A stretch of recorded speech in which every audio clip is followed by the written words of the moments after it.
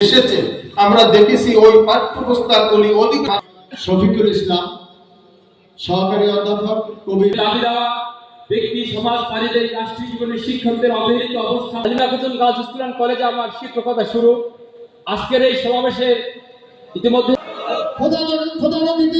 বুঝি স্বীকার করি আমরা তা বাস্তবায়ন কতটুকু করতে পারি। ইসলাম না পারি এই দেশে এই সমাজে রাষ্ট্রে ইসলাম নিয়ম প্রতিষ্ঠিত হবে। আমি বুঝি স্বীকার করি কোরআন হাদিস আমরা যেটা বুঝি। আমরা এখন আজকের এই অনুষ্ঠানে এখন বিশেষ অতিথির বক্তব্য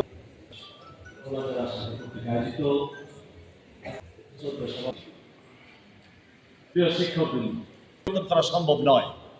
আজকে আমরা এই সমাজ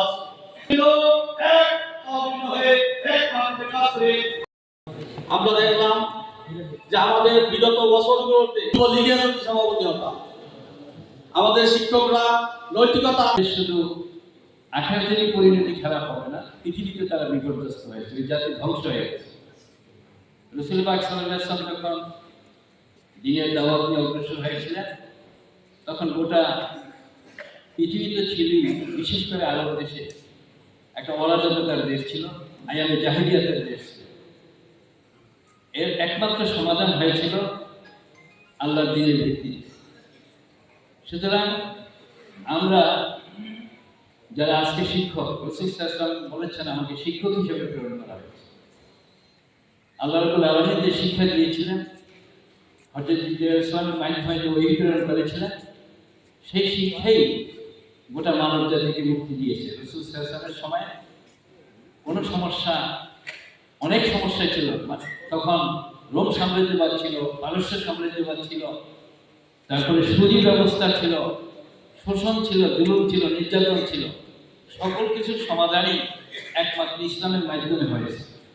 সুতরাং আজকে আমাদের যে আদর্শ শিক্ষক ফেডারেশন তারা আদর্শ যে শিক্ষা দিবে, যে কোরআনের শিক্ষা, এই শিক্ষায় যদি আমরা শিক্ষকরা নিজেদেরকে গড়তে পারি, আমাদের যারা শিক্ষার্থী আমাদের অধীনে রয়েছে তাদেরকে গড়ে তুলতে পারি, তাহলে আমাদের এই যে আমাদের শিক্ষকদেরও যে কথা বলা হয়েছে আর্থিক সমস্যা, শুধু শিক্ষকদের না, এই গোটা জাতি আমরা দেখতে পাচ্ছি, গোটা জাতি আজকে বিপর্যস্ত হচ্ছে, মানুষ শোষিত হচ্ছে। সুতরাং এই সমস্যার সমাধান করতে হলে আমাদেরকে অবশ্যই আমাদের জন্য একই দায়িত্ব রয়েছে। এখন আর নবী আসবে না, আল্লাহ স্পষ্ট বলেছেন ওয়াকাযালিকা জাআলনাকুম উম্মাতান ওয়াসাতা লিতাকুনু শুহাদা আলান নাস ওয়া ইয়াকুনা আর-রাসূলু আলাইকুম শাহিদা। এই যে ঘোষণা দেওয়া হয়েছে যে রাসূলদের অবর্তমানে এই দায়িত্বটা আজকে আমাদের, আমরা সেই দায়িত্ব আমাদেরকে পালন করতে হবে।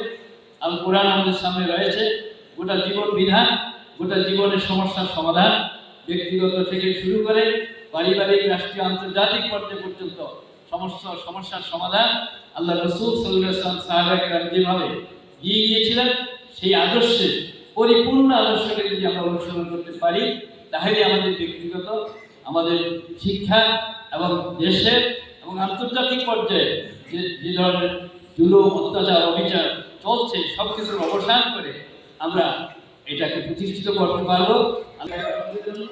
আমরা এই অঙ্গীকার করতে পারি, আমরা আশা করবো। আমার কথা কি ধরতে পারছেন আপনারা? খাওয়ার জন্য বাঁচানো, বাঁচার জন্য এটা যদি হয়, তাহলে এই পরের কথাটা আমাদের আসতে হবে, শিক্ষা গ্রহণ করতে হবে আল্লাহ তাআলাকে সন্তুষ্ট করার জন্য। তো আমি আপনাদের কাছে বর্তমান শিক্ষা ব্যবস্থার তিনটা দিক তুলে ধরতেছি। একটা হলো বর্তমান শিক্ষা ব্যবস্থা মানুষের মাথা থেকে রচিত একটা শিক্ষা ব্যবস্থা। তো মানুষের মাথার মধ্যে কি সব ভালো থাকে না ভুলও থাকে? মানসিক ভুল নাই মানুষের, তাহলে মানুষের তৈরি করা শিক্ষা ব্যবস্থাগুলা এটা ভুল। আর আল্লাহ দেওয়া যে শিক্ষা, আল্লাহ দেওয়া যে লেসন, এর মধ্যে কোনো ভুল নাই, কারণ আল্লাহ কোনো ভুল থাকতে পারে না।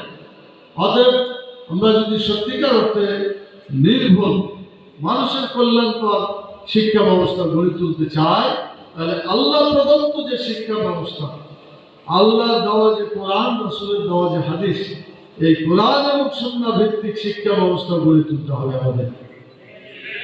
এই শিক্ষা ব্যবস্থা যদি আমরা গড়ে গড়ে তুলতে পারি, তাহলে আমাদের দেশ, জাতি, সন্তান, ভবিষ্যৎ সব ঠিক থাকবে। আর যদি আমরা আল্লাহ প্রদত্ত, রসুল প্রদর্শিত শিক্ষা ব্যবস্থা আমরা যদি গড়ে তুলতে না পারি, গোটা জাতি ধ্বংস হয়েছে, হচ্ছে এবং আরো হবে।